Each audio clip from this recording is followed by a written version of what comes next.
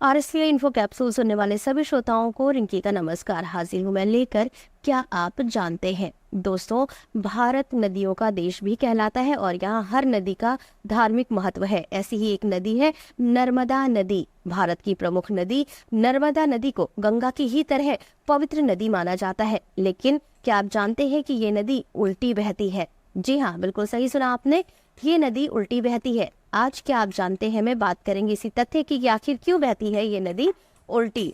दोस्तों, नर्मदा नदी मध्य प्रदेश और गुजरात राज्यों के लिए महत्वपूर्ण स्रोत है, जिसके जरिए करोड़ों घरों तक पीने का पानी पहुंच रहा है। नर्मदा घाटी में जैव विविधता भी खूब पाई जाती है। वहीं आपको जानकर हैरानी होगी कि ये नदी सीधी नहीं बल्कि उल्टी बहती है। अब आपके मन में ये सवाल होगा कि आखिर ऐसा क्यों होता है, तो चलिए आज जानते हैं इसके पीछे का धार्मिक और साथ ही साथ वैज्ञानिक महत्व भी।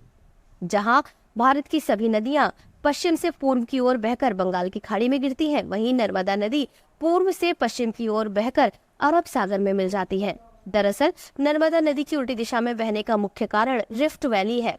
रिफ्ट वैली दरार वाली घाटी होती है, जिसके कारण नदी का बहाव ढलान के विपरीत दिशा में होता है। वहीं इसके पीछे का पौराणिक कारण यह है कि इस नदी का विवाह सोनभद्र के साथ तय हुआ था, लेकिन नर्मदा की सहेली जोहिला को सोनभद्र पसंद आ गया। नर्मदा ने दुखी होकर आजीवन कुंवारी रहने का फैसला किया और अपनी दिशा बदलते हुए विपरीत दिशा में बहने लगी।